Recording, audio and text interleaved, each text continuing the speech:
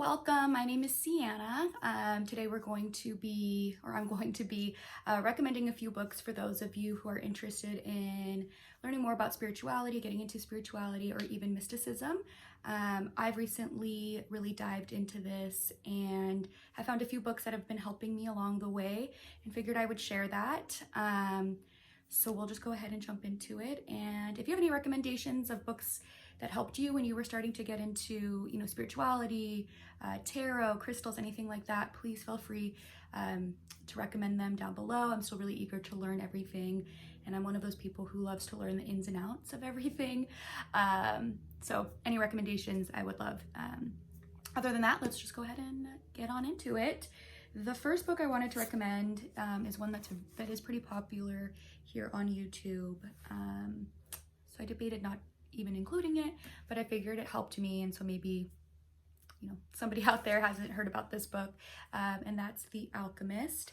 And like I said, very popular book. Follows the story of this young boy named Santiago as he's on this grand journey. I believe he's trying to go to the pyramids, but really what this book touches on and is about genuinely is about finding your life purpose or your destiny, and all of the magic that can be unlocked once you A, find it, and then B, start pursuing it. It has been a few years since I've read this book. I've been meaning to pick it back up, and now that I've brought it down from my bookshelf, I'm sure I'll get to it within the next few weeks. It's a very quick, easy read. And part of the reason that I have started this whole journey for spirituality and kind of going into mysticism is I have a lot of questions about, my life purpose, the universe, the world, and I wasn't really sure where to go or how to get those answered, and that's the whole journey of life, right? But I feel like, tarot and crystals and birth charts are all, signs or ways of communicating with the universe or the higher beings, whatever it is that you believe in, and they're given to us to try and communicate and to try and ask those questions and be guided in the right way. So that's why you will see a bunch of books on tarot, and I think I have one on the astrological birth charts as well, and then even the other books that aren't related, maybe more mysticism, are about being able to communicate with yourself and the universe and picking up on signs and being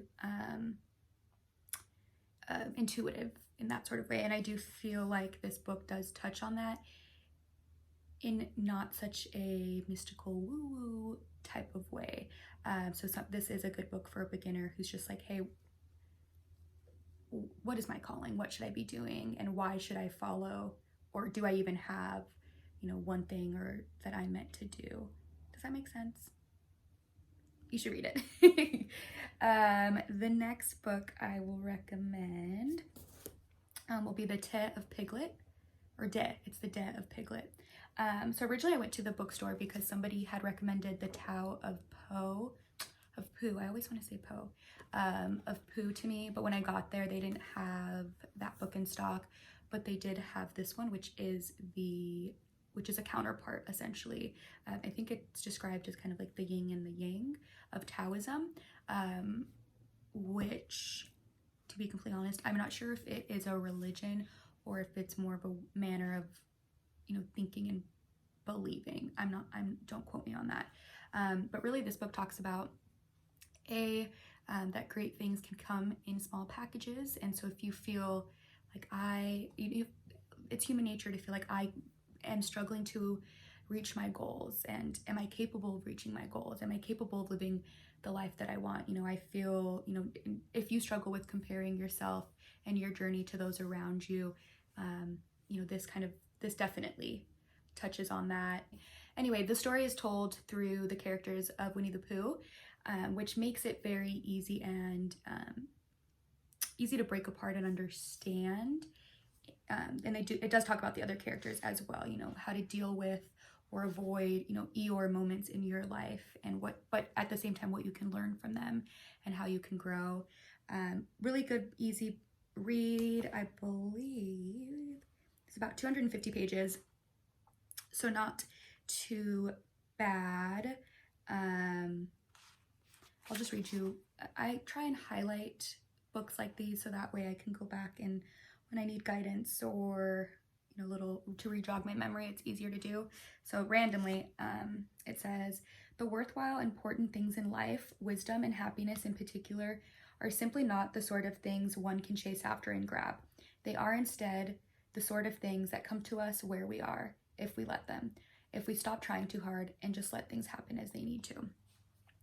So it does talk a lot about surrendering yourself to kind of the flow of life and recognizing that you don't have to be, you don't have to be in control of every situation, but also there's a lot of things in life that you can't control, and learning to be okay with that. I am somebody who has a lot of anxiety about the future because I can't control it, and I just want to know how everything is going to play out right now. So this book really helped me to recognize it's going to be okay. We're going to make it through. I'm going to be okay. I don't need to have all the answers figured out. And by being so stuck on what's going to be happening then, I am losing out on what's happening right now. And this is an ongoing thing that I'm working on. I still definitely think I struggle with living in the moment, but this book has given me some insight and inspiration to realign and refocus and live for right now instead of tomorrow or next week or next year for sure. Let's see. Okay, so I am Buddhist. I do align myself with the Buddhist religion. It's pretty new for me. I became a member back in March, I believe. So there's still a lot for me to learn. But it's definitely been a really interesting journey for me. I do find myself aligning a lot with, how they live and their ideals. And it's a very great support system. And I've really needed that this year. This year's kind of been a doozy, but we can talk about that at another time. So it came into my life at the best time. And the great thing I think about Buddhism is it's almost kind of like Taoism. It's a way of life. So maybe you don't necessarily feel called to join and become a member, but maybe you like some of the ideals and want to apply them to your life. This book might be a good way to do so. This is Buddhism Day by Day, so wisdom for the modern life. So basically each day just has a little quote or snippet of information. And I could go ahead and read you today's. So it says, where is happiness to be found? The famous Roman philosopher Empire Marcus Aurelius, said, a man's true delight is to do the things he was made for. Human happiness, he maintained, lies in doing those things only humans can, seeking the truth and acting to help those who are suffering. And that's it. So very, short, but I like to read this in the morning. It kind of gets my day started in the right way and, helps me be more introspective throughout the day as well. And does talk a lot about happiness and being happy for yourself and then spreading that on, which is the biggest thing that Buddhists believe in, or at least my sect or group of Buddhists. Their biggest thing is, your happiness. And then once you're happy, you can pass that along. For anybody who's interested, the type of Buddhism I follow is with the group called SGI. They're based in Japan originally, or they were founded in Japan, and now are an international religion. Very interesting. I am still learning a lot, but if you might be interested in me doing a video just talking about Buddhism, and specifically, the type that I follow, go ahead and comment down below. But if not, if you just think that they are peaceful people, you think of the Dalai Lama, you want some more of that in your life, you could definitely check this out. They're little bite-sized, quotes and information that are easy to understand. We could do this one. To be fair, I have not finished this, so I can't say too much on it. This is A New Earth by Eckhart Tolle. And this is essentially about awakening to your life's purpose. Again, that's kind of the journey I'm on right now, is figuring out why am I here? What is my purpose in this lifetime? And how do I go about fulfilling it? And this book is meant to kind of help guide you. To be, like I said, I not only have I not finished it, I'm only on page 8. So I can't really say much about it. I'll read the back to you. So with his best-selling spiritual guide, The Power of Now, Eckhart Tolle inspired millions of readers to discover the freedom and joy of a life lived in the now. In A New Earth, Tolle expands on these powerful ideas to show how transcending our ego-based state of consciousness is not only essential to personal happiness, but also the key to ending conflict and suffering around the world. Tolle describes how our attachment to the ego creates the dysfunction that leads to anger, jealousy, and unhappiness, and shows readers how to awaken to a new state of consciousness and follow the path to a truly fulfilling existence. So actually, it sounds like it's more about egos than it is about your life's purpose. I don't know if I'm getting it very wrong. Again, I haven't read it. It's just one of those books that has been recommended to me for a really long time. I was at the bookstore, and it just happened to be on one of like the main shelves as I was walking by, so I just figured I'd pick it up. And if you've read this book, let me know what you think. I'm excited to read it and get past 8 pages for sure. Let's see, I'm gonna reach over here. So this book, I would say, and also this book to me aren't necessarily spirituality as they are self-help, but I am looking at the little sticker back here and it does say spirituality. So what do I know? That's just my take.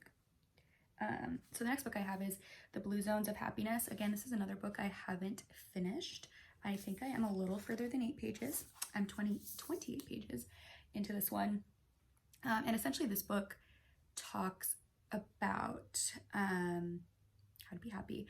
So the blue zones are I think it's like 5 cities or towns across the world where people have the longest, live the longest. And a researcher, Dan Buettner, he went and researched and tried to find the commonalities between what made these people live these long lives. And a lot of them had a lot of things in common. And this book talks about those. So some of them are diet-based. Some or like they have a strong sense of community. They are naturally active, meaning that they don't necessarily, work out for an hour every day, but they garden, they go on walks, they find natural ways to keep their body moving. And there's a few other things that make them, that they say are the reasons they live these longer lives.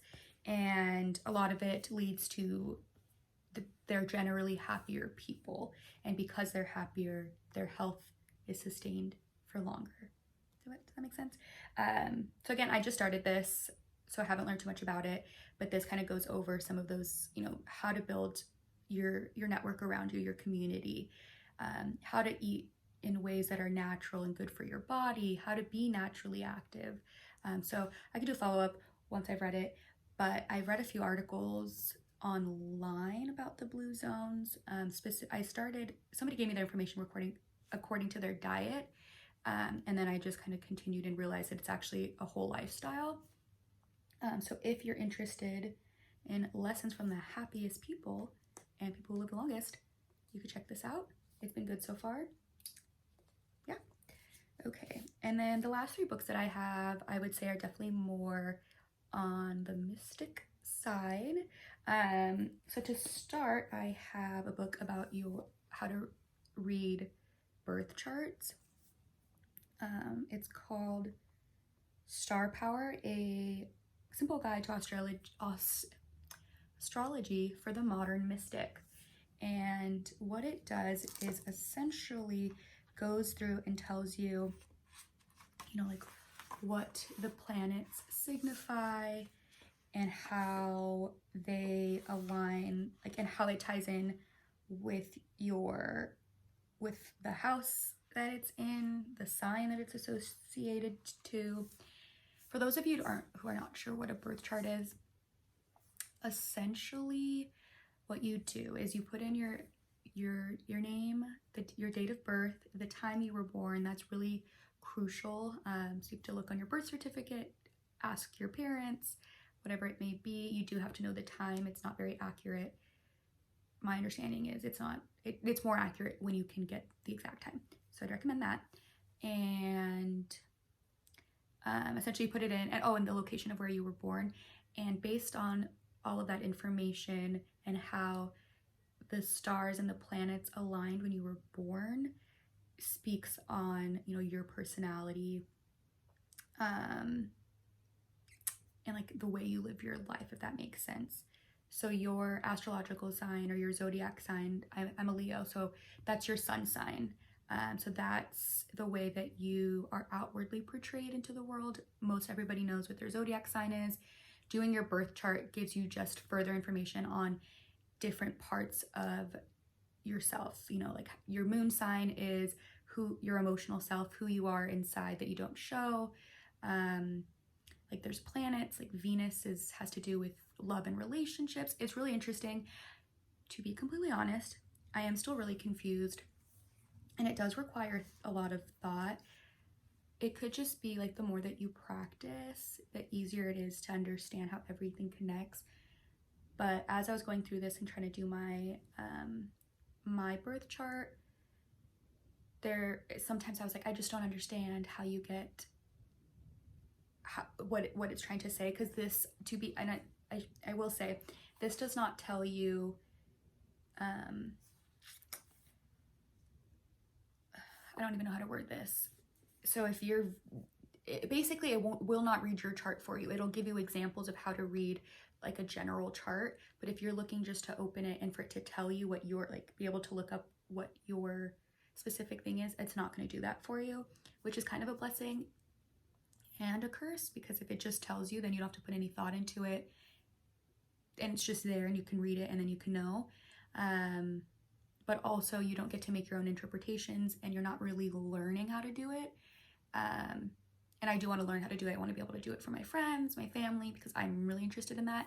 So I think it's just going to take me practicing, but really good. It does make it easy to follow and easy to understand, and it's full of good information. And it's aesthetically pleasing. Look at how cute this is. I think I'll leave this on my coffee table. I love coffee table books. Does anybody else know what that means or feel the same way?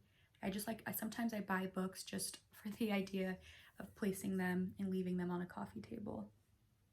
Does anybody agree? Or is that just...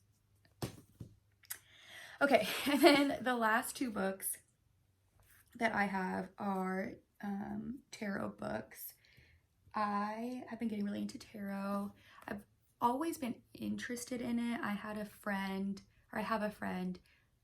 who did it, and I would always go over and have her read my cards for me. But at the time, I don't think I was ready to be the one reading them or to have my own deck. I recently moved back home to California and have had just a lot of time for myself. So I picked up a deck a few weeks ago. I have the Wanderer's Tarot for anybody who's interested or wants to check those out. Really powerful. I've had really good reads with them. But I don't have the tarot memorized. I don't know what every card means. So I picked up a few books to help me understand. The first one is The Modern Tarot by Michelle T.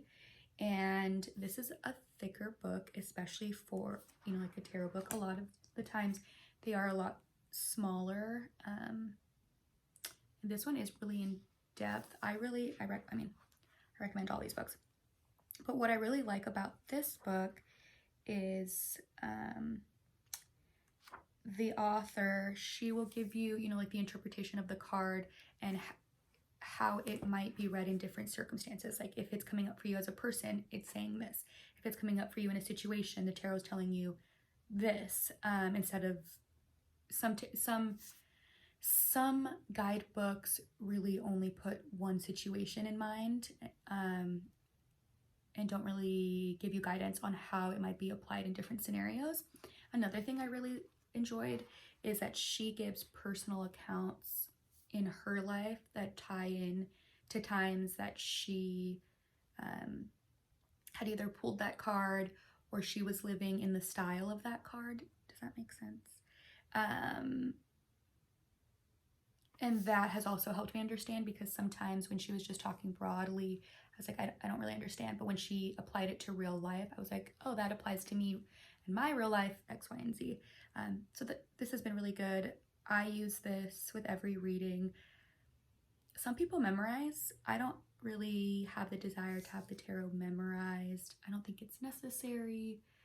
And, you know, keeping books around you, if you are going to do reading for other people, allows them to kind of come up with their own interpretation. And then the last book is What the F is Tarot and How Do I Do It? This one, so this is like a thinner book. This is more similar to what a lot of the tarot, like the size of other tarot guidebooks I've seen. But this one's really original in that there's a lot of sass in this. Okay, like this is very modern. And she's sassy. I think it's a she. And she's just like sassy, and like, you know, she'll align certain cards or situations that the card may be referring to as like a bad guy, an F-boy. And so this one makes it funny, and it's a lot more, I would say this one is modern, and I'd say probably millennials and Gen Z would appreciate this, her kind of descriptions of the cards. But yeah, so that really wraps up my recommendations for different books that I've been reading. Like I said in the beginning, I'd love to hear of any recommendations you guys have, whether that's tarot, crystals, spirituality, self-help. I'm trying to have an overall glow up in 2020, but really want to start that from within and then let that manifest its way outwards. So any tips and guides that you guys might have, I would definitely appreciate, and I will continue to recommend and check on in, and I will talk to you guys soon. Thanks. Bye-bye.